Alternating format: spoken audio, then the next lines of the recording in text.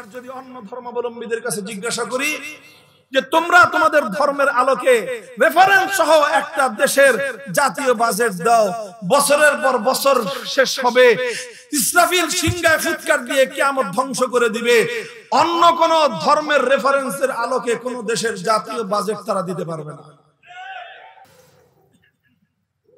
আজকে এই আমার আগে মাওলানা রেজাউল করিম আবরার সাহেব আলোচনা করতেছিলেন, আমি একেবারে আস্তে আস্তে শেষে যে কথাগুলো শুনলাম, সেই কথাটা হলো যে দীর্ঘদিন তো আমরা নানা রকম তন্ত্র মন্ত্র দেখেছি, এবার আমরা ইসলামের বাংলাদেশ দেখতে চাই। বহুদিন আমরা ব্রিটিশ প্রবর্তিত বিচার ব্যবস্থার দ্বারা আমাদের বিচার ব্যবস্থা পরিচালিত হয়েছে, এবার আমরা আল কোরআনের বিচার ব্যবস্থা দেখতে চাই। বহুদিন আমরা পুঁজিবাদ এবং পশ্চিমা সমাজ ব্যবস্থার পুঁজিবাদী অর্থ ব্যবস্থার দ্বারা আমরা শোষিত হয়েছি, এবার আমরা ইসলাম প্রদত্ত অর্থ ব্যবস্থার সুশীতল ছায়ার নিচে আমরা আসতে চাই। এইভাবে প্রতিটি ক্ষেত্রে প্রচলিত যে সমাজ ব্যবস্থা, এই সমাজ ব্যবস্থাকে ভেঙ্গে গুড়িয়ে দিয়ে তার ভগ্নস্তূপের উপর আমরা কালেমার পতাকা উড্ডীন করতে চাই। এই তো আমাদের আহ্বান নাকি? এখন খুব স্বাভাবিকভাবেই এখানে যে কেউ একটা প্রশ্ন করতে পারে, এবং সেটা আমরাও এই কথার বেশ অনেকগুলি কথা আমরাও বলি, যেখান থেকে এই প্রশ্নটা কারো অন্তরের মধ্যে উদ্রেক হতে পারে। আমরা জানি যে বাংলাদেশে আমরা মুসলমান ধর্মাবলম্বী ছাড়াও, ইসলাম ধর্মাবলম্বী ছাড়াও আরো অন্যান্য ধর্মাবলম্বীদেরও অবস্থান আছে। এখানে হিন্দু আছে, এখানে বৌদ্ধ আছে, এখানে খ্রিস্টান আছে, এবং পৃথিবীর অধিকাংশ ভূখণ্ডেই এই জাতীয় নানা ধর্মের এবং নানা গোত্রের মানুষের অবস্থান। কথা ঠিক কিনা? তো এখন স্বাভাবিকভাবেই কোন একজন হিন্দু, কোন একজন বৌদ্ধ, কোন একজন খ্রিস্টান, অন্য ধর্মাবলম্বী, অথবা যে কোনো একজন এমন মানুষ যে নাম কাওয়াস্তে মুসলমান হলেও ইসলামের জীবন দর্শনকে সে বিশ্বাস করে না, ইসলামের শ্রেষ্ঠত্বকে সে বিশ্বাস করে না, ইসলামের পূর্ণাঙ্গতাকে সে বিশ্বাস করে না, এইরকম একজন মানুষ এই প্রশ্ন সামনে আনতে পারে যে একজন মুসলমান হিসেবে আমি যদি আমার রাষ্ট্রটাকে ইসলাম অনুযায়ী পরিচালনা করতে চাই, তাহলে ঠিক একইভাবে একজন হিন্দুও তো এই দাবি উত্থাপন করতে পারে যে এই রাষ্ট্রটা হিন্দু ধর্ম অনুযায়ী পরিচালিত হতে হবে। একইভাবে একজন বৌদ্ধ তো এই প্রশ্ন উত্থাপন করতে পারে, এই দাবি উত্থাপন করতে পারে যে এই রাষ্ট্রটা বৌদ্ধ ধর্ম অনুযায়ী পরিচালিত হওয়া চাই। একজন খ্রিস্টানও এই দাবি উত্থাপন করতে পারে যে রাষ্ট্রটা খ্রিস্ট ধর্ম অনুযায়ী পরিচালিত হওয়া চাই। এইরকম দাবি উত্থাপিত হতে পারে কি পারে না? পারে, এটা স্বাভাবিক। তাহলে সেই ক্ষেত্রে এখন প্রশ্ন হলো যে তাহলে সব ধর্মাবলম্বী যদি একটা দেশকে নিজ নিজ ধর্ম অনুযায়ী পরিচালনা করতে চায়, তাহলে তো সকল ধর্মাবলম্বীদের মধ্যে পারস্পরিক সংঘাত দেখা দিবে। আমরা চাইবো ইসলামী রাষ্ট্র গঠন করতে, হিন্দুরা চাইলো হিন্দু রাষ্ট্র গঠন করতে, বৌদ্ধরাও চাইলো, খ্রিস্টানরাও চাইলো। তাহলে একটা রাষ্ট্র কয়টা ধর্ম অনুযায়ী চলবে? সবগুলো ধর্ম ব্যবস্থা অনুযায়ী যদি রাষ্ট্র পরিচালনা করতে হয়, তাহলে ধর্মাবলম্বীদের মধ্যে পারস্পরিক আন্তঃধর্মীয় সংঘাত এবং কলহ, লড়াই বেঁধে যাবে। তখন তো রাষ্ট্রের অস্তিত্বই বিলুপ্ত হয়ে যাবে। এরকম একটা প্রশ্ন স্বাভাবিকভাবে আমাদের মাদ্রাসার পরিভাষায় বলতে গেলে যে নাকি খালিউজ জেহেন, যার মস্তিষ্কে আগে থেকে অন্য কোনো কথা নেই, এইরকম একটা প্রশ্ন তার সামনে উত্থাপিত হলে সে তো বলবে ঠিকই তো কথা। কথা ঠিক কিনা? সে বলবে ঠিকই তো কথা। এবং এই প্রশ্নটার কারণেই বহু মানুষ এই কথা বলে যে রাজনীতিতে ধর্মকে টেনে আনবেন না। বলে কি বলে না? বহু মানুষ এই কথা বলে এই কথা বলতে বলতে বলতে বলতে আওয়ামী লীগ তো ধ্বংসের একেবারে কিনারায় গিয়ে উপনীত হয়েছে। এবং এই কথার সূত্র ধরে আওয়ামী লীগের সঙ্গে যারা যারা রাজনীতি করত তাদের মধ্যেও এই ব্যাধি সংক্রমিত হয়েছে। তারাও এই কথা বলে যে রাজনীতির মধ্যে ধর্মকে টেনে আনলে ধর্মে ধর্মে সংঘাত তৈরি হবে, সাম্প্রদায়িক সংঘাত তৈরি হবে। এই জন্য সাম্প্রদায়িক সংঘাত থেকে বাঁচতে হলে ধর্মকে রাজনীতি থেকে দূরে রাখতে হবে। এটা হলো তাদের বক্তব্য। আমি কি আমার প্রশ্নটা বুঝতে পারলাম? আবার বলছি সংক্ষেপে, কারণ আসওয়ালু নিসফুল ইলম, প্রশ্ন বুঝাটা খুব জরুরি। প্রশ্নটা যদি কেউ ভালো করে বুঝতে পারলো তো অর্ধেক বিষয় তার বোঝা হয়ে গেল, বাকি অর্ধেক দিয়ে উত্তরটা বুঝতে হবে। প্রশ্ন ছিল যে আমরা যেমন ইসলাম ধর্মের অনুসারী হিসেবে রাষ্ট্রকে ইসলামী রাষ্ট্র বানাতে চাই, এখন প্রশ্ন হলো যদি প্রত্যেকটা ধর্মাবলম্বী রাষ্ট্রকে নিজ নিজ ধর্মের আলোকে পরিচালনা করতে চায় তাহলেই তো ধর্মীয় সংঘাত তৈরি হবে, তাহলে সম্প্রীতির পরিবেশ থাকবে না।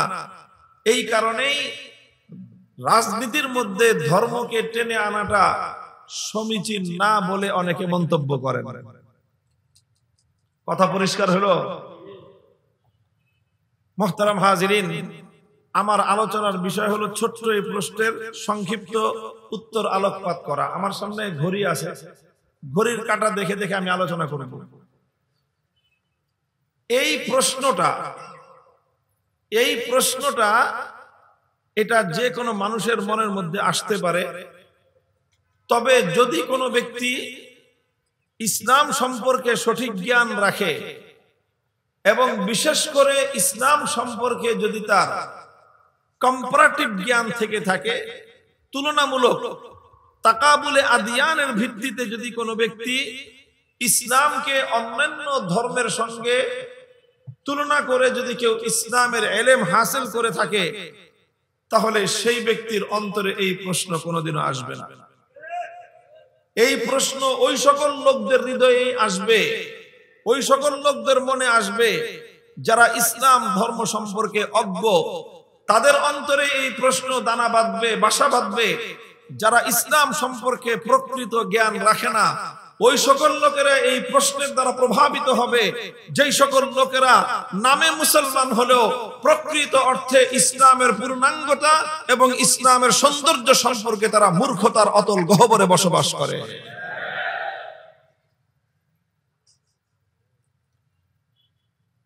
বলবেন কারণ কি? মুহতারাম হাজিরিন, আমি আমার উত্থাপিত প্রশ্নের সংক্ষিপ্ত জবাব দিব। প্রথমে ইজমালি জবাব, তারপরে সেই ইজমালের তফসিল আসবে, একটু বিস্তারিত ব্যাখ্যা।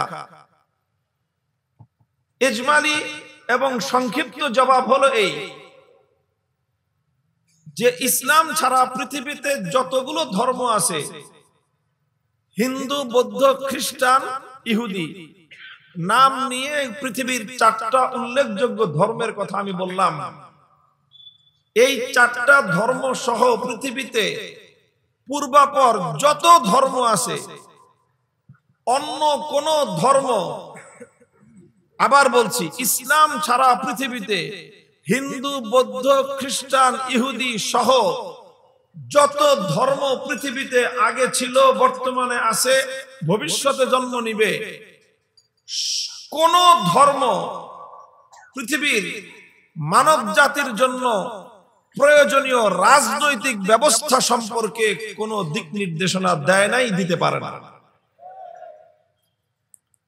একমাত্র ইসলাম দুনিয়াতে শুধু মুসলমান নয়, বরং জাতি, ধর্ম, বর্ণ নির্বিশেষে গোটা বিশ্ববাসীর সামনেই একটা রাজনৈতিক এবং একটা পূর্ণাঙ্গ রাষ্ট্র ব্যবস্থার রূপরেখা ইসলাম প্রদান করেছে।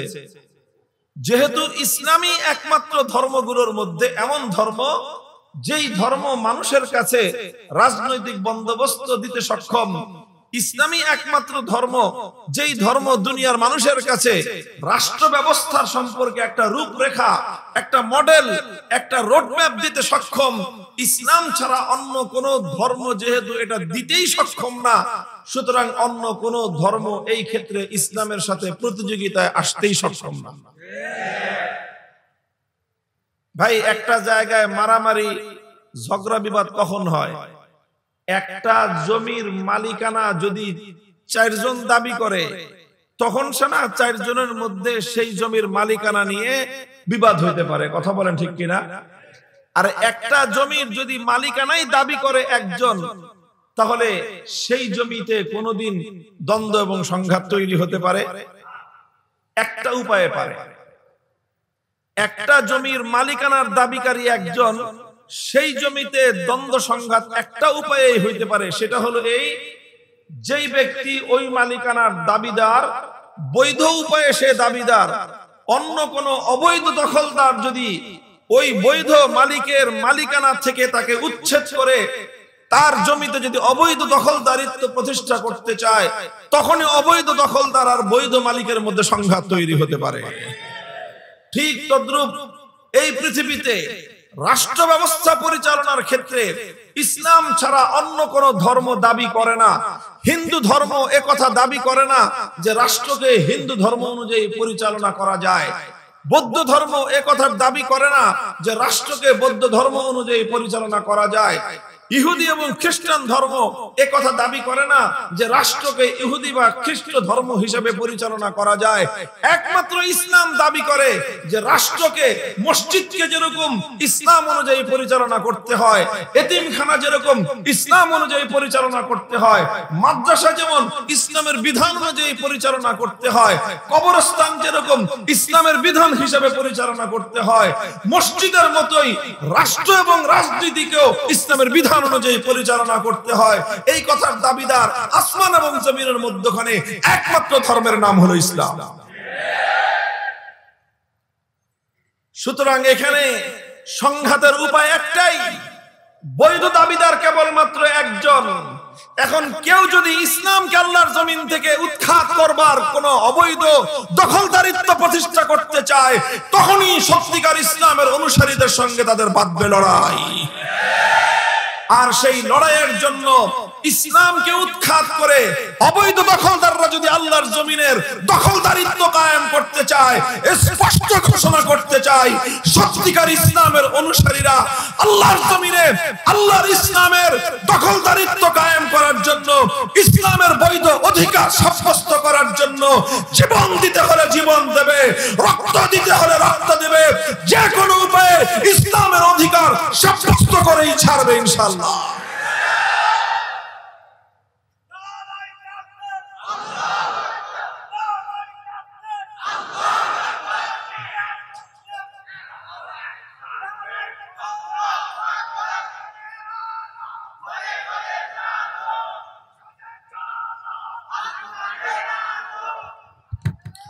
মুহতারাম হাজিরিন, এখন আপনারা প্রশ্ন করতে পারেন যে শুধুমাত্র রাষ্ট্র এবং রাজনীতিতে, রাষ্ট্র ব্যবস্থা পরিচালনার ক্ষেত্রে ইসলাম একমাত্র ব্যবস্থা, অন্য কোন ধর্ম রাষ্ট্র এবং রাজনীতি পরিচালনার ক্ষেত্রে ধর্মীয় দৃষ্টিকোণ থেকে তাদের এই ব্যাপারে কোনো বক্তব্যই নাই। এর প্রমাণ কি? মুহতারাম হাজিরিন, কথাটা মনোযোগ দিয়ে বুঝেন। আমার মূল পয়েন্ট হলো এটাই। সংক্ষেপে আমি আমার আলোচনা, আমার যে প্রশ্ন উত্থাপন করেছিলাম সেই প্রশ্নের জবাব সংক্ষিপ্ত ভাবে এটাই, যে একমাত্র ইসলামই এমন একটা ধর্ম, যেই ধর্ম দুনিয়ার মানুষকে, মুসলমানদেরকে এই বিধান দান করেছে, মুসলমানদেরকে এই বাধ্যবাধকতা আরোপ করেছে, মুসলমানদের উপর এই জিনিস, এই বিধান ফরজ করেছে যে তোমরা তোমাদের ইসলামের বিধানকে জীবনের সকল ক্ষেত্রে বাস্তবায়ন করার চেষ্টা করো। তুমি তোমার ব্যক্তি জীবনকে ইসলাম অনুযায়ী পরিচালনা করো। তুমি তোমার পরিবার জীবনকে ইসলাম অনুযায়ী পরিচালনা করো, তুমি তোমার অর্থনৈতিক কার্যকলাপ ইসলামের বিধান অনুযায়ী পরিচালনা করো, তুমি তোমার মুআমালাত মুআশারাত ইসলামের বিধান অনুযায়ী পরিচালনা করো। জীবনের সকল ক্ষেত্র তুমি যেরকম ইসলাম অনুযায়ী পরিচালনা করবা, ঠিক তেমনি ভাবে তোমার রাষ্ট্র এবং রাজনীতিকেও তুমি ইসলাম অনুযায়ী পরিচালনা করো। এটা ইসলামের, আল্লাহর কোরআনের এবং আল্লাহর পয়গম্বরের সুস্পষ্ট নির্দেশনা। মুহতারাম হাজিরিন, অন্যান্য ধর্মগুলোকে যদি আমরা পর্যালোচনা করি, তুলনামূলক ধর্মতত্ত্বের বিশ্লেষণের আলোকে পর্যালোচনা করলে এ কথা আমি চ্যালেঞ্জ করে বলতে পারি, এটা আমার বহুদিন ধরে আমি আমার এই চ্যালেঞ্জ এই বাংলাদেশের বিভিন্ন অঞ্চলে করেছি। আমার এই বক্তব্য লক্ষ লক্ষ মানুষ, কোটি কোটি মানুষের কর্ণকুহরে পৌঁছে গিয়েছে। আমার এই বক্তব্য বাংলাদেশের সীমান্ত পাড়ি দিয়ে পার্শ্ববর্তী হিন্দুস্তানের কোটি কোটি হিন্দুদের কান পর্যন্ত পৌঁছেছে। আমাদের এই বক্তব্য বাংলাদেশের সীমানা পাড়ি দিয়ে পশ্চিমা বিশ্বের কোটি কোটি খ্রিস্টানদের কাছে আমাদের বক্তব্য উন্মুক্ত। আমাদের বক্তব্য চায়না থেকে নিয়ে শুরু করে বাংলাদেশ সকল বৌদ্ধদের জন্য আমাদের বক্তব্য উন্মুক্ত। আমার বক্তব্য বর্তমান পৃথিবীর জায়নবাদী ক্রিটিক্যাল জাতি ইহুদিদের জন্য উন্মুক্ত।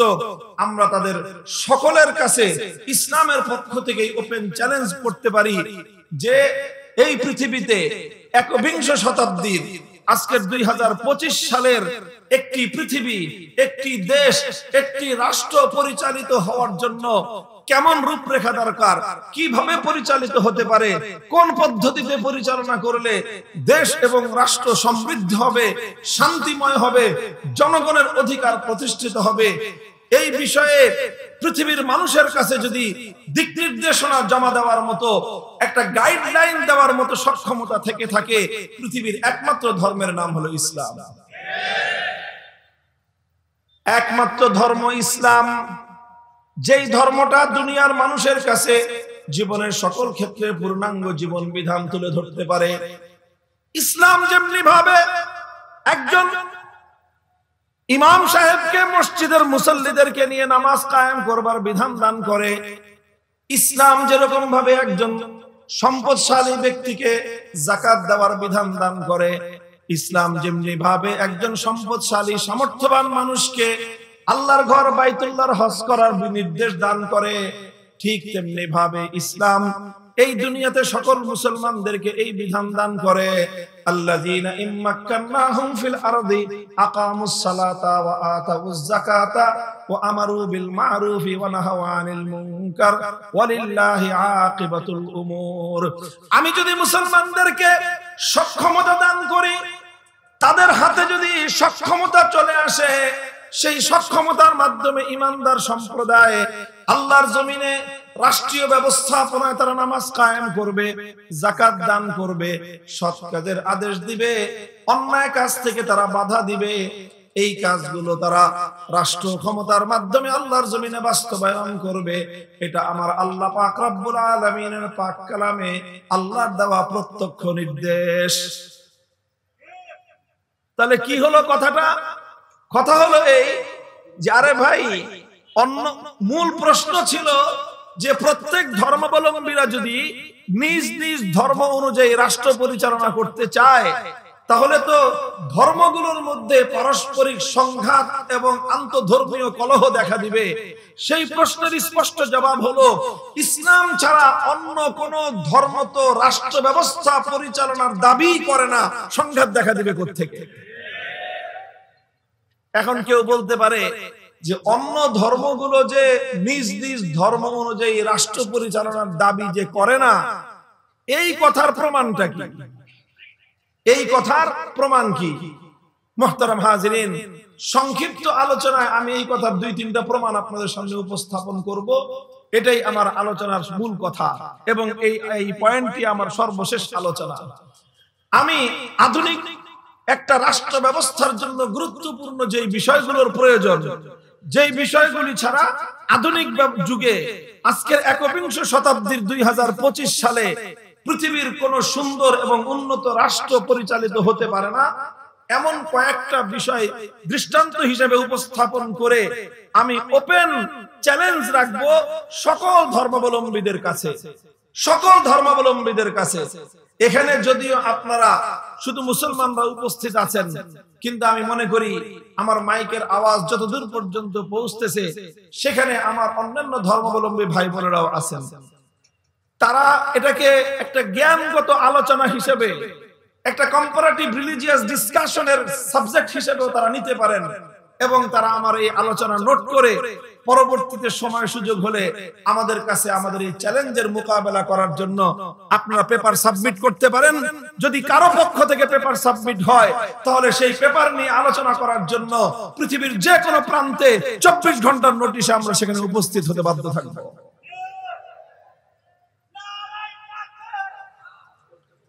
মুহতারাম হাজিরিন, প্রথম পয়েন্ট হলো যেটা আজকের আধুনিক যুগের রাষ্ট্র ব্যবস্থা পরিচালনার জন্য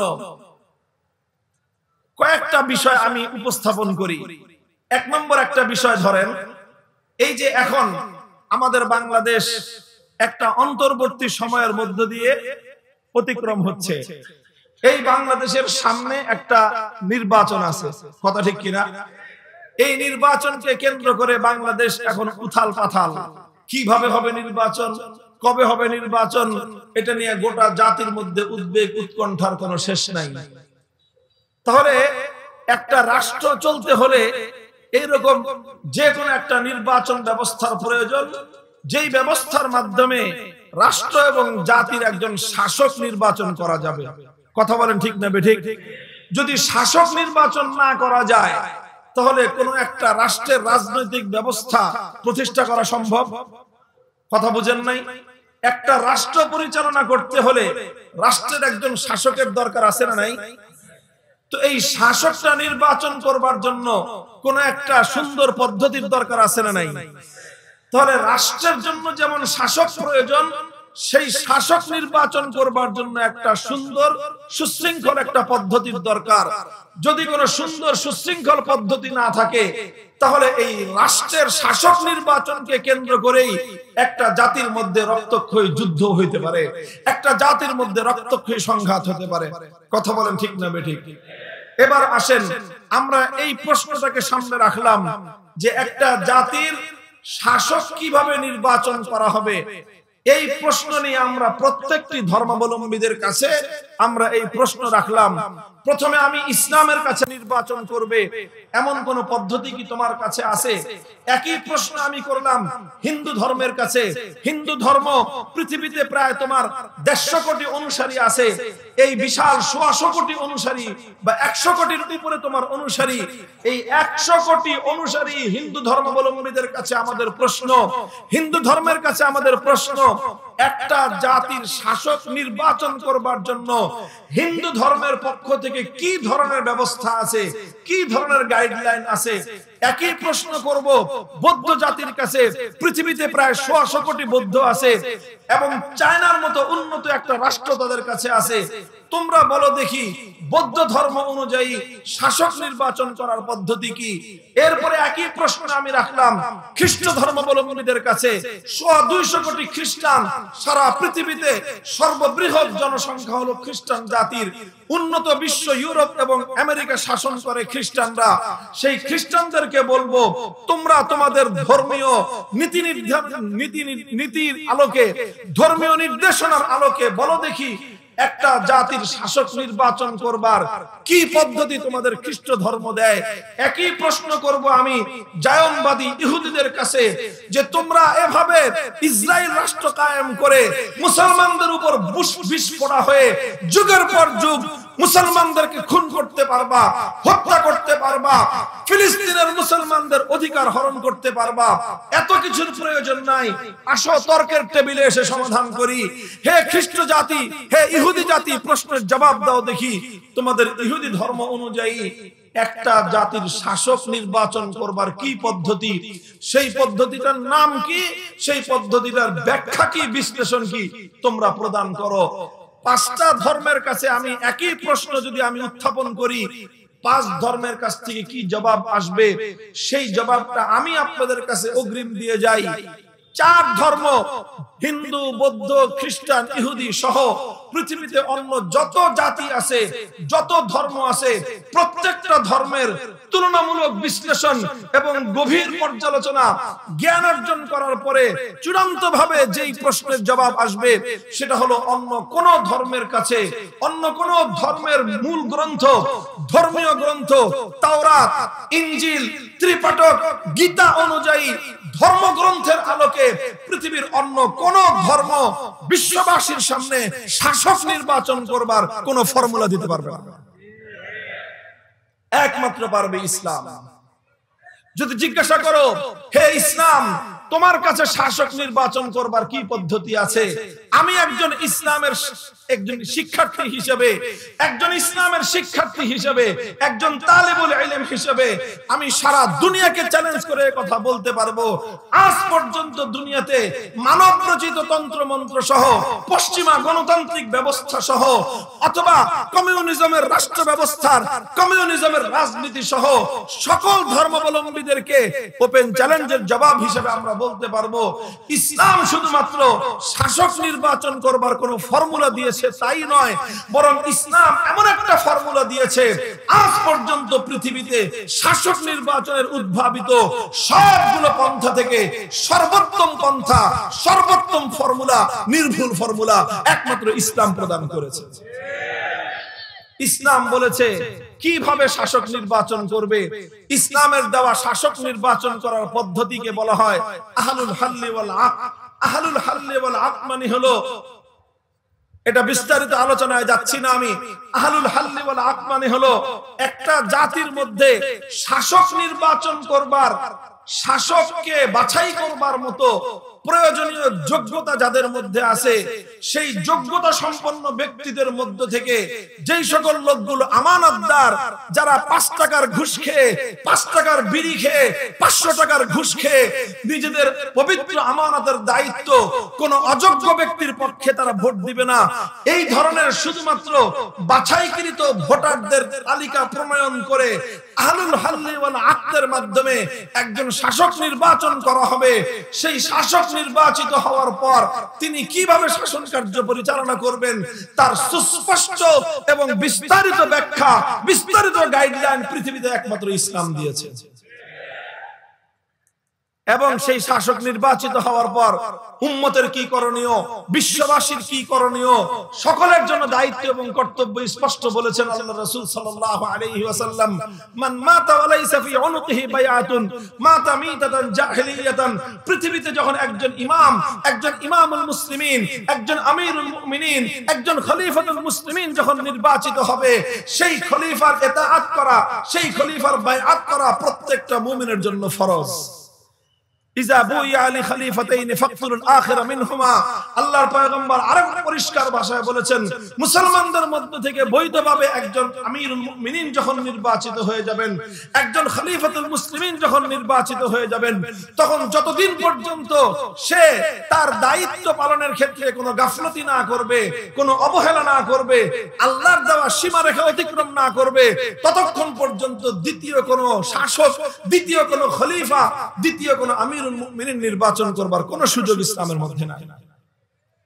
মুহতারাম হাজিরিন, ছোট্ট করে একটা কথাই বললাম, বিস্তারিত আলোচনার সময় নাই। অত্যন্ত গুরুত্বপূর্ণ একটা প্রশ্ন, রাজনৈতিক সমস্যার গোড়ায় যেই প্রশ্নটা সারা দুনিয়ার মানুষের জন্য অত্যন্ত গুরুত্বপূর্ণ একটা প্রশ্ন হিসেবে বিবেচিত, সেটা হলো শাসক নির্বাচন করার ফর্মুলা কি। শাসক নির্বাচন করার ফর্মুলা হিন্দু ধর্মাবলম্বীরা তাদের গীতা, তাদের কিতাব অথবা তাদের যে ধর্ম প্রণেতা সেই সকল ব্যক্তিদের রেফারেন্সে কোনো উদ্ধৃতি দিতে পারবে না। বৌদ্ধরা পারবে না ত্রিপাঠক থেকে অথবা গৌতম বুদ্ধের রেফারেন্স দিয়ে, খ্রিস্টানরা পারবে না হযরত ঈসা আলাইহিস সালাতু ওয়াস সালামের রেফারেন্স অথবা ইনজিল কিতাবের কোনো উদ্ধৃতি দিয়ে, ইহুদিরা পারবে না হযরত মুসা আলাইহিস সালাম অথবা তাদের তাওরাত কিতাবের উদ্ধৃতি দিয়ে দুনিয়াবাসীর সামনে শাসক নির্বাচন করার কোন ফর্মুলা উত্থাপন করতে পারবে না। এটা গেল একটা পয়েন্ট। 2 নম্বর আরেকটা পয়েন্ট আমি উত্থাপন করি, সেটাও আজকে বাংলাদেশের জন্য খুবই প্রযোজ্য। সেটা হলো এই, যে কোনো ধর্মভিত্তিক যদি একটা রাষ্ট্র পরিচালনা করতে হয়, তাহলে নিশ্চিতভাবেই আমরা একটা প্রশ্ন, একটা কথা আগাম ধরে নিতে পারি। আপনার কথা বুঝতেছেন আমার? আর দুইটা পয়েন্ট আছে। আমরা ধরে নিতে পারি, আচ্ছা ইসলাম অনুযায়ী যদি আমরা রাষ্ট্র পরিচালনা করি আমাদের এই দেশটাকে, বাংলাদেশটাকেই ধরে নেন, তাহলে এই দেশে শুধু মুসলমানরা থাকবে না মুসলিম ছাড়া অন্য ধর্মাবলম্বী যারা আছে তারাও থাকবে? কথা বলেন, সবাই থাকবে কি থাকবে না? হিন্দু থাকবে, বৌদ্ধ থাকবে, খ্রিস্টান থাকবে, অর্থাৎ ইসলামও থাকবে, শাসক ধর্ম ইসলামের অনুসারীরাও থাকবে এবং অন্যান্য ধর্মাবলম্বীরাও এই দেশে বসবাস করবে। ঠিক একইভাবে তর্কের খাতিরে যদি ধরে নেই, হিন্দু ধর্ম অনুযায়ী এই রাষ্ট্রটা যদি পরিচালিত হয়, তাহলে হিন্দু ধর্মের অনুসারীরা যেমন থাকবে, অন্য ধর্ম ইসলাম, বৌদ্ধ, খ্রিস্টান ধর্মের অনুসারীরা থাকবে কি থাকবে না? থাকবে। ঠিক একই কথা বৌদ্ধ ধর্মের ব্যাপারে, একই কথা খ্রিস্টান এবং ইহুদি ধর্ম অনুযায়ী রাষ্ট্র পরিচালনা করার ক্ষেত্রে। তাহলে যে কোনো ধর্ম অনুযায়ী যদি রাষ্ট্র পরিচালনা করা হয়, তাহলে সেই ধর্মের অনুসারীরা যেমন ওই রাষ্ট্রে বসবাস করবে, অন্যান্য ধর্মাবলম্বীরাও সেই রাষ্ট্রে বসবাস করবে। কথা বলেন ঠিক না বেঠিক? এখন প্রশ্ন হলো, তাহলে সবগুলো ধর্মের সঙ্গে কাছে একই প্রশ্ন, যে তুমি বলো যে তোমার ধর্ম অনুযায়ী যখন এই রাষ্ট্রটা পরিচালিত হচ্ছে, তখন সেই ক্ষেত্রে তোমার ধর্মের রীতিনীতি অনুযায়ী, তোমার ধর্মের বিধিবিধানের আলোকে অন্য ধর্মাবলম্বী সংখ্যালঘুদের সঙ্গে তোমার ধর্ম অনুযায়ী পরিচালিত রাষ্ট্রের আচরণ কেমন হবে, সেই বিষয়ে তোমরা তোমাদের ধর্মীয় গ্রন্থের রেফারেন্স দিয়ে দিয়ে আমাদের কাছে একটা বক্তব্য, একটা গাইডলাইন, একটা ফর্মুলা আমাদের কাছে উপস্থাপন করো, জমা দাও। এই কথা যদি আমি বলি, পাঁচটা ধর্মের অনুসারীদেরকে লক্ষ্য করে এই কথার আমি প্রশ্ন রেখে গেলাম, চ্যালেঞ্জ রেখে গেলাম, এরপরে প্রতি উত্তর কি আসবে? প্রতি উত্তরটা আমি আগাম বলে যাই চ্যালেঞ্জ হিসেবে। আমি বলে যাই, 1 বছর নয়, 2 বছর নয়, 100 বছর পর্যন্ত যদি সময় দেওয়া হয়, হিন্দু, বৌদ্ধ, ইহুদি, খ্রিস্টান কোন একটা ধর্মের পক্ষ থেকে তাদের প্রতিনিধিরা এমন কোন ফর্মুলা সাবমিট করতে পারবে না যে হিন্দু ধর্ম অনুযায়ী পরিচালিত হিন্দু রাষ্ট্রে মুসলমানের অধিকার কি, বৌদ্ধ ধর্ম অনুযায়ী পরিচালিত রাষ্ট্রে মুসলমানদের অধিকার কি, খ্রিস্ট ধর্ম অনুযায়ী পরিচালিত রাষ্ট্রে ইহুদিদের অধিকার কি, ইহুদি ধর্ম অনুযায়ী পরিচালিত রাষ্ট্রে খ্রিস্টান, বৌদ্ধ, হিন্দু, মুসলমানদের অধিকার কি। এই বিষয়ে সুস্পষ্ট ধর্মের কোন নির্দেশনা, ধর্মের কোন গাইডলাইন 1000 বছর পার হয়ে যাবে, কোন একটা ধর্মাবলম্বীদের পক্ষ থেকে আমাদের এই প্রশ্নের এই চ্যালেঞ্জ গ্রহণ করবার মতো বাপের বেটা জন্ম হয় নাই, কিয়ামত পর্যন্ত জন্ম হবে না। আমাদেরকে যদি জিজ্ঞাসা করো, মুসলমানদেরকে যদি জিজ্ঞাসা করো যে তোমার ইসলাম ধর্ম অনুযায়ী যখন রাষ্ট্র পরিচালিত হবে, তখন তোমার রাষ্ট্রে অন্যান্য ধর্মাবলম্বী যারা বসবাস করবে, অন্যান্য ধর্মাবলম্বীদের সঙ্গে ইসলামী রাষ্ট্রের কি আচরণ হবে, এই ব্যাপারে ইসলাম কি বলে? সুবহানাল্লাহ, আলহামদুলিল্লাহ, আমরা স্পষ্ট ভাষায় বলতে পারি, সেই বিষয়ে ইসলাম শুধু থিওরিটিক্যাল নয়, বরং ইসলাম বিশ্ববাসীর সামনে প্র্যাকটিক্যাল অসংখ্য অগণিত নমুনা সহ সংখ্যালঘুদের অধিকার, অন্যান্য ধর্মাবলম্বীদের জান মাল ইজ্জত আবরু নিরাপত্তার অধিকার, তাদের ধর্ম পালনের স্বাধীনতার অধিকার সহ তাদের মান মর্যাদা সহ প্রতিটি অধিকার সংক্রান্ত ইসলাম ধর্মের মধ্যে স্পষ্ট দিক নির্দেশনা সহ আমরা পূর্ণাঙ্গ একটা রূপরেখা 24 ঘন্টা লাগবে না, 1 ঘন্টার মধ্যে আমরা দুনিয়ার যে কোনো জায়গায় সাবমিট করতে পারবো। ইসলাম আমাদেরকে বলবে, আল্লাহর পয়গম্বর আমাদেরকে বলে দিবেন, একটি ইসলামী রাষ্ট্রের মধ্যে একজন হিন্দুর কি অধিকার, একজন বৌদ্ধের কি অধিকার, একজন খ্রিস্টানের কি অধিকার, একজন হিন্দুর কি অধিকার, একজন ইহুদির কি অধিকার। আল্লাহর পয়গম্বরের হাদিস থেকে প্রমাণ হবে, লাহুম মা লানা ওয়া আলাইহিম মা আলাইনা। আল্লাহর পয়গম্বরের হাদিস থেকে প্রমাণ হবে, আল খিনজিরু লাহুম কাশাতি লানা ওয়াল খামরু লাহুম কাল খাল্লি লানা। একটি মুসলিম দেশে একজন মুসলমান নাগরিক যেভাবে বকরি পালন করবার অধিকার রাখে, একটা ইসলামী রাষ্ট্রে একজন হিন্দু, বৌদ্ধ, খ্রিস্টান, ইহুদি তারা ঠিক একইভাবে শুকর পালন করবার অধিকার রাখে। একটা ইসলামী রাষ্ট্রে যেভাবে একজন মুসলিম নাগরিক সে শরবত পান করার, ফলের জুস পান করবার অধিকার রাখে, ঠিক একইভাবে একটা ইসলামী রাষ্ট্রের মধ্যে বৈধভাবে বসবাসকারী যে কোনো অমুসলিম ওই দেশে পারমিশন নিয়ে অনুমতি সাপেক্ষে মদ্যপান করবার অধিকার রাখে। একটা ইসলামী রাষ্ট্র রাষ্ট্রের মধ্যে একজন মুসলমানের লালিত একটা বকরির বাচ্চা যদি আরেকজন যে কোনো ভাবে অন্যায় করে তার ক্ষতি সাধন করে, সেই বকরির বাচ্চার যেরকম ক্ষতিপূরণ দিতে হবে, মুসলিম রাষ্ট্রে, ইসলামী রাষ্ট্রে বসবাসকারী একজন খ্রিস্টান অথবা একজন হিন্দুর একটা শূকরের বাচ্চাকে যদি আরেকটা মুসলমান ক্ষতিগ্রস্ত করে, শূকরের বাচ্চার ক্ষতিপূরণ একটা বকরির বাচ্চার দাম হিসেবে পরিশোধ করা ইসলামী রাষ্ট্র তার জন্য বাধ্যতামূলক করে দেয়।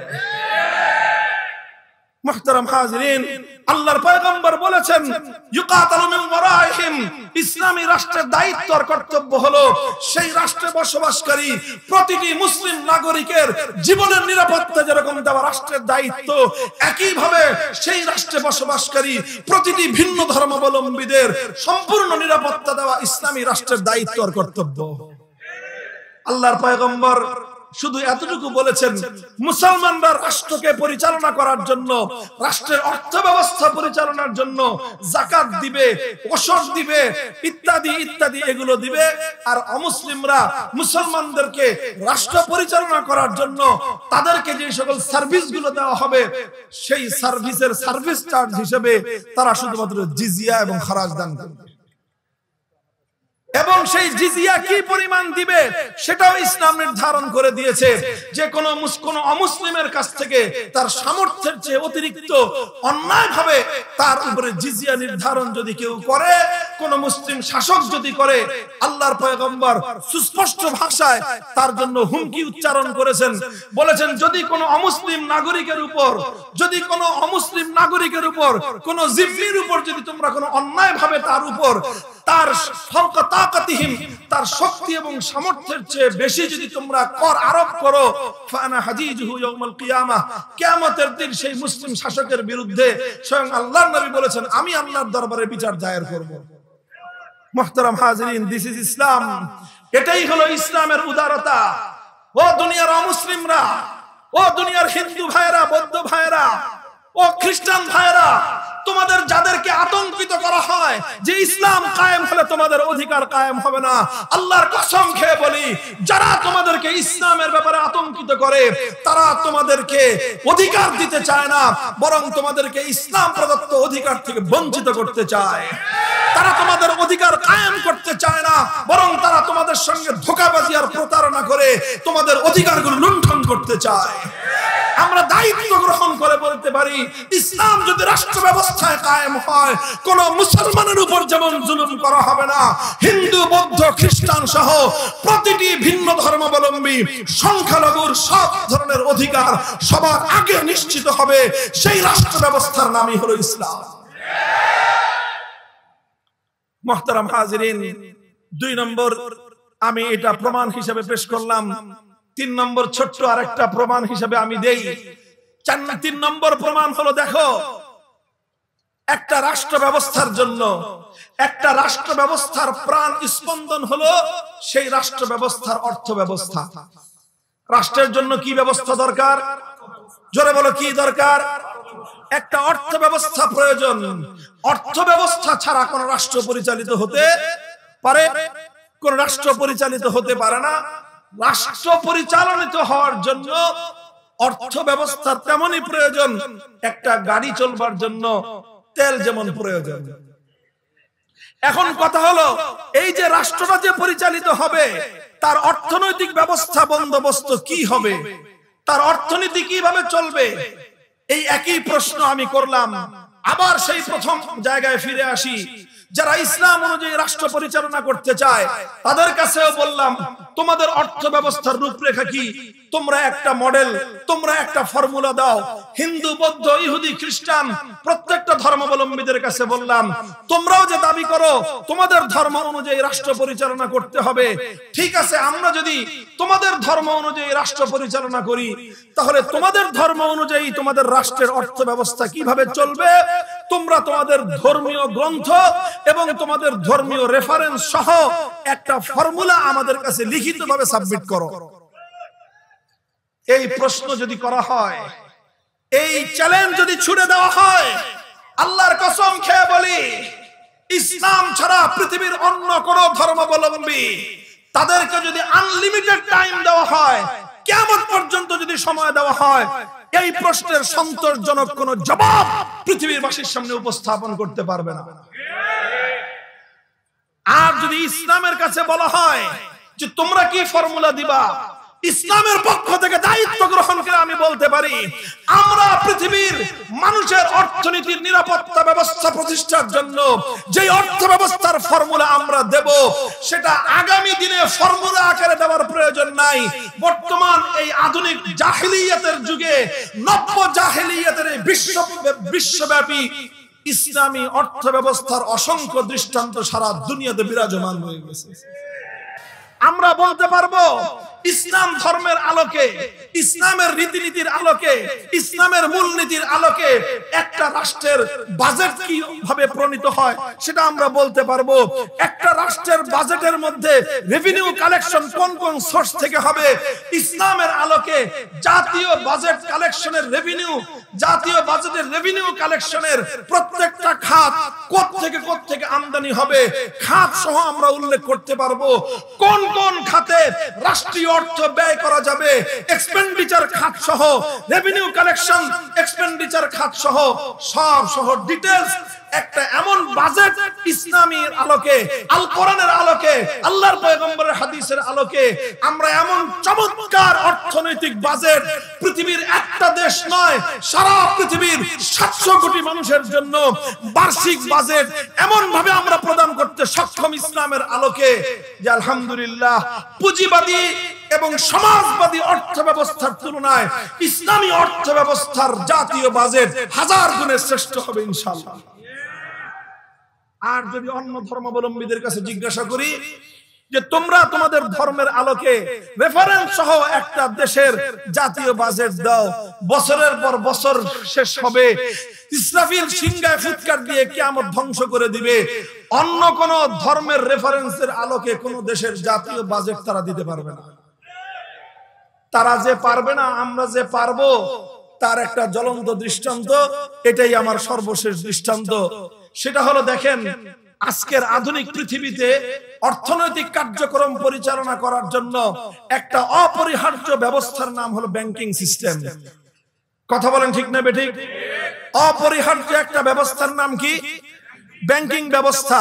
আজকের দুনিয়াতে কোন প্রতিষ্ঠান ব্যাংকিং ব্যবস্থার আওতার বাইরে চলে? আপনারা জানেন, কোন মাদ্রাসা পরিচালিত হয়, কোন এতিমখানা, কোন স্কুল, কোন কলেজ, কোন সংস্থা, কোন ব্যবসা প্রতিষ্ঠান, কোন এনজিও, কোন কিছুই কি ব্যাংকিং ব্যবস্থার বাইরে চলতে পারে? চলতে পারে না।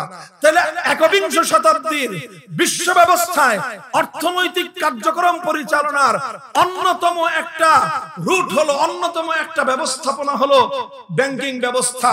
আচ্ছা, এই ব্যাংকিং ব্যবস্থাকে সামনে রেখে আমি 5টা ধর্মাবলম্বীদের কাছে চ্যালেঞ্জ করলাম যে ইসলাম ধর্মাবলম্বীরা তোমরা বলো দেখি, আধুনিক যুগে ব্যাংকিং কার্যক্রম ইন্টারন্যাশনাল সমস্ত আন্তর্জাতিক লেনদেনের জন্য তোমাদের কাছে কি রূপরেখা আছে? হিন্দু, বৌদ্ধ, ইহুদি, খ্রিস্টান ধর্মাবলম্বীদের কাছেও একই প্রশ্ন করলাম, তোমাদের ধর্ম অনুযায়ী তোমরা একটা ব্যাংকিং ব্যবস্থার রূপরেখা দাও। আলহামদুলিল্লাহ, এক্ষেত্রে আমি আগাম বলে দিয়ে যাই, এত বড় রাষ্ট্র আছে, হিন্দুত্ববাদী রাষ্ট্র, হিন্দু ইন্ডিয়া, ভারত, এত বড় রাষ্ট্র আছে, গোটা রাষ্ট্র হারিকেন দিয়ে তল্লাশি করলেও একটা হিন্দু ব্যাংক খুঁজে পাওয়া যাবে না। এত বড় রাষ্ট্র আছে চায়না, পৃথিবীর অন্যতম অর্থনৈতিক শক্তিমান রাষ্ট্র, এত বড় 100 কোটি বৌদ্ধের রাষ্ট্র চায়না, আর আমাদের পার্শ্ববর্তী মায়ানমার আমাদের মুসলমানদেরকে খুন করে সেখানে বৌদ্ধ রাষ্ট্র প্রতিষ্ঠার স্বপ্ন দেখো। এত কিছু তোমরা করতে পারো, তোমরা তোমাদের রাষ্ট্রেই একটা ব্যাংক কায়েম করে দেখাও, যেই ব্যাংকটা তোমাদের বৌদ্ধ ধর্মের ত্রিপাঠকের কোন নীতির আলোকে অথবা তোমাদের গৌতম বুদ্ধের কাছ থেকে প্রদত্ত প্রাপ্ত কোন নীতির আলোকে তোমরা সেই ব্যাংকটা বৌদ্ধ ব্যাংক হিসেবে পরিচালিত করবা। পারবে না। সারা দুনিয়ার খ্রিস্ট জগৎ, 200 কোটি খ্রিস্টান, পৃথিবীর সমস্ত উন্নত রাষ্ট্রগুলো, গোটা পৃথিবীর অর্থনীতি তাদের হাতে জিম্মি। তোমরা দেখি দেখাও খ্রিস্ট ধর্ম অনুযায়ী পরিচালিত একটা ব্যাংক। পারবে না।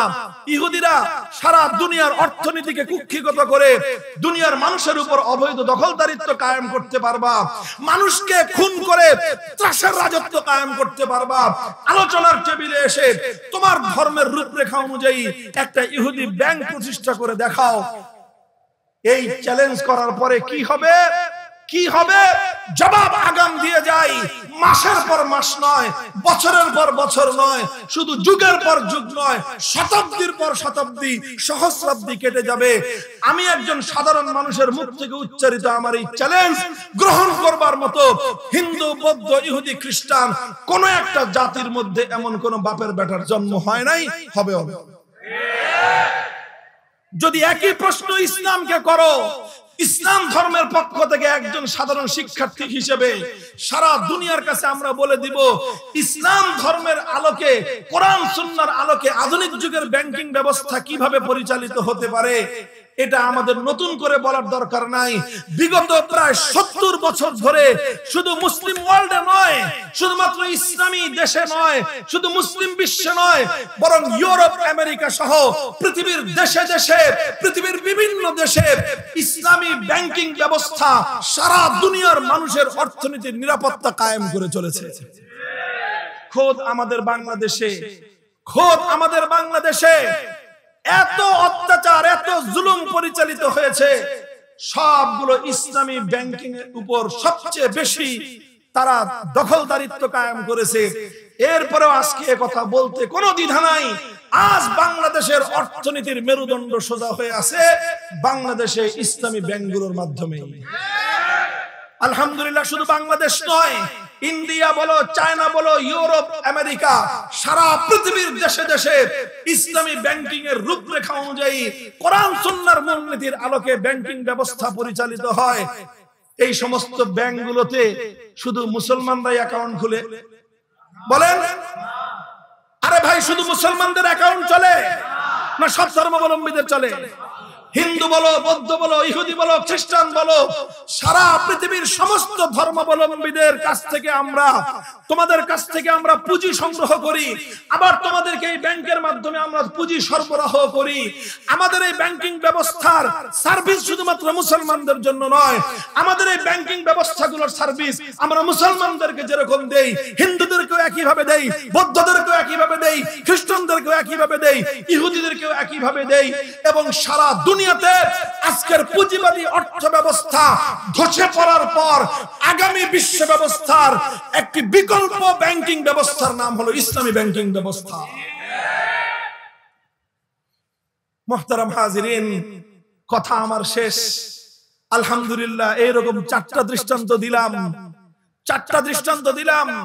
অর্থনীতির ক্ষেত্রে দিলাম 2টা, রাজনীতির ক্ষেত্রে দিলাম 2টা, এরকম আরো অসংখ্য বিচার ব্যবস্থা সহ প্রতিটি সেক্টরে আমরা চোখে আঙ্গুল দিয়ে দেখায় দিতে পারবো অন্য কোন ধর্ম অনুযায়ী আজকের আধুনিক যুগের অর্থ ব্যবস্থা চলতে পারে না, অন্য কোন ধর্ম অনুযায়ী আজকের আধুনিক যুগের নির্বাচন ব্যবস্থা চলতে পারে না, অন্য কোন ধর্ম অনুযায়ী আজকের আধুনিক যুগের রাষ্ট্র ব্যবস্থা পরিচালিত হতে পারে না। আর ইসলাম ধর্ম অনুযায়ী শুধু পরিচালিত হতে পারে তা নয়, বরং আজকের আধুনিক যুগের নির্ভুল এবং সর্বোত্তম ব্যবস্থা ইসলাম অনুযায়ী চলতে পারে। এই যে গত 15 দিন হয় নাই, 14 দিন হয়েছে, আমি আলহামদুলিল্লাহ ইমারতে ইসলামিয়া আজ পৃথিবীতে একটা মাত্র দেশ, বুকে হাত দিয়ে বলতে পারি 100 ভাগের মধ্যে 100 ভাগ আল্লাহর কোরআনের নীতি অনুযায়ী রাষ্ট্র পরিচালিত হচ্ছে। 30 জনের মতো মন্ত্রী পরিষদ, এই 30 জন মন্ত্রীর মধ্যে 28 জনই দেওবন্দি আলেম, এবং তারা এই রাষ্ট্র পরিচালনা করতেছে। এই রাষ্ট্রের এক একজনের নাম শুনলেই তো আপনারা শুনবেন আশ্চর্য। একজনের নাম হলো আজকে সারা গোটা ভারত যাকে নিয়ে নাচতেছে, মোল্লা মোহাম্মদ আমির খান মুত্তাকি। মোল্লা, শুরুতে মোল্লা, শেষে মুত্তাকি, মানে পরহেজগার মোল্লা। আমার মতো তোমার মতো সাধারণ মোল্লা না। কেমন মোল্লা? আরে পরহেজগার মোল্লা। এই পরহেজগার মোল্লা আজকে ইমারতে ইসলামিয়ার পররাষ্ট্রমন্ত্রী। তাকে অভ্যর্থনা জানানোর জন্য তোমরা যেই ভারতের আশীর্বাদ নেওয়ার জন্য বছরের পর বছর লাইন ধরে দাঁড়ায় থাকো, সেই ভারতের পররাষ্ট্রমন্ত্রী মোল্লা আমির খান মুত্তাকিকে একবার সাদর অভ্যর্থনা জানিয়ে নিজেকে ধন্য মনে করতে পারে। মুহতারাম হাজিরিন, সেই রাষ্ট্রের বিচার ব্যবস্থা আজ যুদ্ধ বিধ্বস্ত 40 বছর ধরে যেই রাষ্ট্রে যুদ্ধ চলছে, সেই যুদ্ধ বিধ্বস্ত একটা দেশ, যে দেশে লক্ষ লক্ষ মানুষের কাছে অস্ত্র, এবং এই সাধারণ এই বন্দুক মার্কা অস্ত্র না, অত্যাধুনিক অস্ত্র, যে অস্ত্র দিয়ে তারা সোভিয়েত ইউনিয়নের সাথে যুদ্ধ করেছে, যে অস্ত্র দিয়ে তারা আমেরিকা সহ পশ্চিমা ন্যাটো বাহিনীকে কুত্তা পেটা করে বিদায় করছে, এই ধরনের ভারী অস্ত্র 2-4 লক্ষ না, বরং কয়েক মিলিয়ন মানুষের হাতে আছে। অথচ গত 4 বছরে কোন একটা ডাকাতির ঘটনা নাই, কোন একটা সন্ত্রাসের ঘটনা নাই। রাত 2টার সময় আমরা পাহাড়ি পথে 500 কিলোমিটার পথ চলেছি, লা ইয়াখাফু আহাদান ইল্লাল্লাহ, ভয়ের কোনো কারণ নাই। কেউ রাতে 2টার সময় এসে তোমার বুকে পিস্তল ঠেকায় বলবে পকেটে যা আছে দিয়ে দাও, কল্পনাও করা যায় না। কেউ এসে তোমার কাছে চাঁদা চাবে, চিন্তাও করা যায় না। কেউ এসে তোমার কাছে সন্ত্রাসী করবে, ছিনতাই করবে, চিন্তাও করা যায় না। জিজ্ঞাসা করলাম মোল্লা আব্দুল হাকিম হাক্কানি হাফিজাহুল্লাহ, দেশের শীর্ষ আলেমে দ্বীন এবং প্রধান বিচারপতি, তার বড় বড় আরবি কিতাব আছে, কিভাবে কাজা পরিচালিত হয়, ওলামা ইকরাম এই সমস্ত আমাদের কিতাবগুলো এনে আপনারা দারুল ইফতায় পড়ান। শুধু মুফতি তৈরি করেন না, কাজী তৈরি করেন।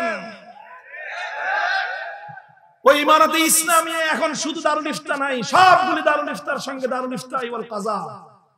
এবং এই দারুল ইফতা থেকে যারা মুফতি হয় 2 বছরের কোর্স শেষে বিচারপতি নিয়োগ হয়। এবং এই মোল্লা মুফতিরা যেই বিচার ব্যবস্থা কায়েম করেছে, আমেরিকা, ইউরোপ সহ সারা দুনিয়াকে আমি চ্যালেঞ্জ করে বলতে পারি, 4 বছরের মধ্যে এইরকম বিধ্বস্ত একটা দেশে, এইরকম অস্ত্রের ঝনঝনানির একটা দেশে যে নিরাপত্তা তারা কায়েম করেছে, পৃথিবীতে কেউ এর নজির দেখাতে পারবে না। কিভাবে করলো এই কাজ? আমরা প্রধান বিচারপতিকে জিজ্ঞাসা করলাম, মোল্লা আব্দুল হাকিম হাক্কানি হাফিজাহুল্লাহ তাআলা, তাকে জিজ্ঞাসা করলাম কেমনে এটা করছেন? তারা বলেন যে একটাই, আমরা এমন একটা ব্যবস্থা কায়েম করেছি, যে কোনো বাদী যদি এসে ফরিয়াদ জানায়, মামলা দায়ের করে, মামলা দায়ের করতে দেরি, তার বিচার কার্য শুরু হতে দেরি নাই। নিম্ন আদালতকে অর্ডার দেওয়া আছে রাষ্ট্রের পক্ষ থেকে, এটা আইন, সে দেশের যে কোনো মামলা দায়ের হওয়ার 2 সপ্তাহের মধ্যে মামলার রায় দিতে হবে। কয় সপ্তাহ? যাও তোমরা তোমাদের, আমি তো আমার দেশের ভুক্তভোগী, 47টা 48টা মামলার জামিন নিয়ে জেলখানা থেকে বের হয়েছি। এক একটা মামলার জামিন করাইতেই লাগে 3 বছর। এরপরে তো এই মামলা যে কত বছর ধরে চলবে আল্লাহই মালুম। সেখানে অনলি অন 2 উইকস, 2 সপ্তাহের মধ্যে বিচার করতে বাধ্য নিম্ন আদালত। যদি 2 সপ্তাহের মধ্যে বাদী এবং বিবাদী এবং সাক্ষী সুবুত নিয়ে যদি আদালত মনে করে যে না 2 সপ্তাহের মধ্যে এটার রায় দেওয়া সম্ভব না, তখন আদালতকে, নিম্ন আদালতকে উচ্চ আদালত বরাবর প্রেয়ার করতে হবে, দরখাস্ত দিতে হবে যে আমি 2 সপ্তাহের মধ্যে এই মামলাটা শেষ করতে পারতেছি না বলে দুঃখিত, আমাকে আরো 1 সপ্তাহ সময় বৃদ্ধি করে দেয়া হোক। উচ্চ আদালত থেকে যদি আরেক সপ্তাহ সময় বৃদ্ধি করে দেওয়া হয়, নিম্ন আদালত রায় দেওয়ার জন্য আরেকটা সপ্তাহ বেশি পাবে। অধিকাংশ মামলা শুধু বাদী বিবাদী, মুদ্দাই এবং মুদ্দা আলাই 2 পক্ষ আসে। অধিকাংশ মামলায় কোনো উকিল, ব্যারিস্টার, জজ ব্যারিস্টারের প্রয়োজন হয় না। উকিল, বাদী তার কথা নিজে বলে, বিবাদীও তার কথা নিজে বলে। আর বাদীর পক্ষে সাক্ষ্য থাকলে কাজী, বিচারক নিজে সাক্ষ্যের কাছ থেকে জিজ্ঞাসা করবেন, জেরা করবেন নিজে। এখানে লক্ষ টাকা দিয়ে উকিল ভাড়া করার কোনো দরকার নাই, ব্যারিস্টার ভাড়া করবার কোনো দরকার নাই। আমি জিজ্ঞাসা করেছি সুনির্দিষ্টভাবে শেখ আব্দুল হাকিম হাক্কানি হাফিজাহুল্লাহর কাছে যে যদি কেউ উকিল রাখতে চায়, বলে যে সেই অপশন আছে, সেই অপশন আছে। যদি কেউ নিজের মামলা পরিচালনা করতে অক্ষম হয়, তাহলে অনুমতি নিয়ে সে নিজে উকিল রাখতে পারবে। আমরা জিজ্ঞাসা করলাম আসলে ঘটনাটা ঘটে কি, কিভাবে বিচার হচ্ছে? তিনি বললেন যে মোর দ্যান 50%, অধিকাংশ মামলা কোনো উকিল ছাড়াই নিষ্পত্তি হয়ে যায়।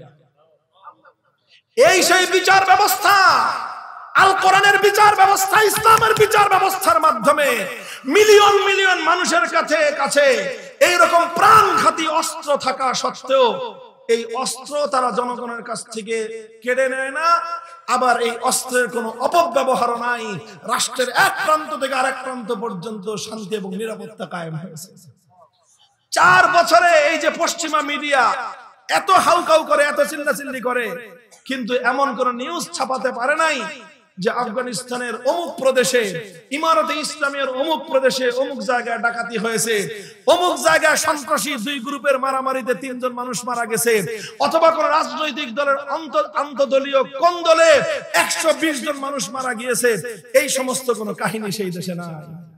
কারণ আল কোরআনের বিচার ব্যবস্থা, এই বিচার শুধু মুসলমানদের জন্য না, এই বিচার যেমন মুসলমানদের জন্য, একইভাবে অন্যান্য সংখ্যালঘুরাও যে কেউ এসে প্রধান বিচারালয়ে বিচার চাইতে পারে, 2 সপ্তাহের মধ্যে তার ন্যায় বিচার নিশ্চিত করা হবে। মুহতারাম হাজিরিন, আমার আলোচনা শেষ। আমি বলতে চাই, ইসলাম অনুযায়ী রাষ্ট্র পরিচালনা এটা শুধুমাত্র কিতাবী বিষয় নয়। ইসলাম অনুযায়ী রাষ্ট্র পরিচালনা করা এটা শুধুমাত্র থিওরিটিক্যাল এবং তাত্ত্বিক কোনো বিষয় নয়, বরং আজকের পৃথিবীতে এটা জ্বলন্ত একটা প্র্যাকটিক্যাল বিষয়। আখেরি পয়গাম, হে বাংলার নওজওয়ানেরা, হে বাংলার মধ্যে মুজাহিদ শাবদুলের বাচ্চারা, আমি তোমাদেরকে জিজ্ঞাসা করতে চাই, 40 বছর যদি রাশিয়া এবং সোভিয়েত ইউনিয়ন আর পরাশক্তি আমেরিকার পশ্চিমা বিশ্বকে ঝাঁটাপেটা করে বিদায় করে সেখানকার 4 কোটি মুসলমান যদি ইসলামের ভিত্তিতে শান্তিময় একটা রাষ্ট্র কায়েম করতে পারে, বাংলার মুসলমানেরা, বাংলার তরুণ সমাজ তাদের 100 বছরের স্বপ্নের আল কোরআনের রাজ বাংলার মাটিতে কায়েম করতে পারবে কি পারবে না?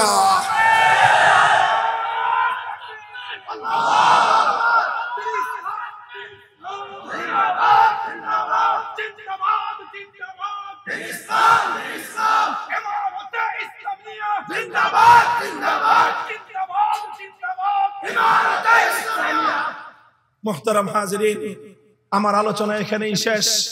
শুধু একটা কথা বলে যাই, এই যে অন্যান্য ধর্মাবলম্বীরা, আমি যেই 4টা চ্যালেঞ্জের কথা বললাম, আমার বক্তব্য রেকর্ড হয়ে আছে, অসংখ্য অগণিত ভিডিও আছে। আমি জানি এটা আমি এখান থেকে বগুড়া ছাড়ার আগেই অসংখ্য মানুষের কাছে তার অডিও ভিডিও ক্লিপ থাকবে কি থাকবে না। চ্যালেঞ্জ করে গেলাম, আমার এই ভিডিও নিয়ে কেউ আসেন আমাদের কাছে, আমাদের এই চ্যালেঞ্জ মোকাবেলা করার জন্য আসেন, বুকের পাটা থাকলে আসেন। কারো সাহস নাই, হিম্মত নাই, কারণ অন্য কোন ধর্মের কাছে সেই ম্যাটারই নাই। ওই ধর্মগুলোকে আল্লাহ পাক রব্বুল আলামিন আধুনিক যুগের জন্য পাঠান নাই, সুতরাং আধুনিক যুগের ম্যাটেরিয়ালও সেখানে নাই।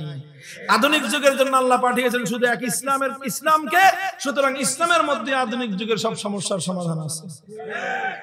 অন্য ধর্মাবলম্বীদের কাছে যেহেতু তাদের ধর্ম অনুযায়ী এই সকল ব্যবস্থাগুলি নাই, যেহেতু এই জন্য তারা তাদের ধর্ম অনুযায়ী রাষ্ট্র পরিচালনা করার সামর্থ্যই রাখে না। একমাত্র ইসলাম যেহেতু ইসলামের ধর্ম অনুযায়ী রাষ্ট্র পরিচালনা করতে সক্ষম, এই জন্য দুনিয়ার সকল অন্যান্য ধর্মাবলম্বীরা ইসলামের প্রতি ঈর্ষাকাতর হয়ে তারা একটা ভিন্ন একটা মতবাদ আবিষ্কার করেছে। সেই মতবাদটার নাম হলো এই যে, দেখো, ধর্মে ধর্মে সংঘাত দরকার নাই, কাজী রাষ্ট্রকে কোনো ধর্ম অনুযায়ী চালানোর দরকার নাই। কেন ভাই রাষ্ট্রকে অন্য কোনো ধর্ম অনুযায়ী চালানোর দরকার নাই কেন?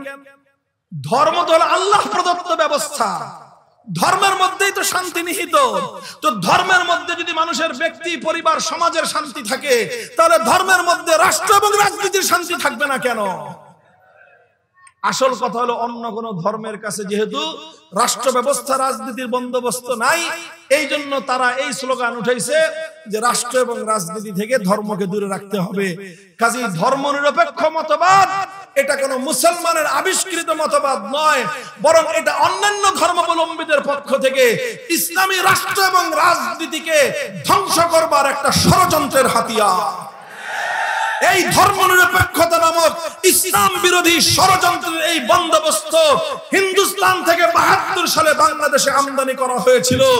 ২৪-এর বিপ্লবের মাধ্যমে হিন্দুস্তানি বন্দোবস্ত আবার দিল্লিতে পাঠিয়ে দেওয়া হয়েছে। এই বাংলাদেশে আর কোনদিন দিল্লির দখলদারিত্ব কায়েম হতে দেওয়া হবে না। আগামীর বাংলাদেশে দিল্লির ধর্মনিরপেক্ষ মতবাদ বাস্তবায়ন করতে দেওয়া হবে না।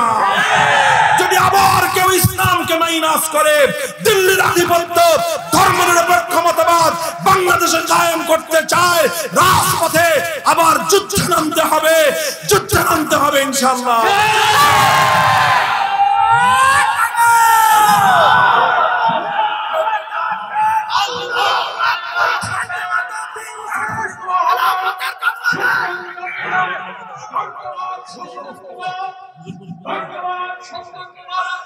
ইসলামী রাষ্ট্রের রূপকার রক্তি সিংহাসন শেখ শাহজালাল বিশিষ্ট আলেম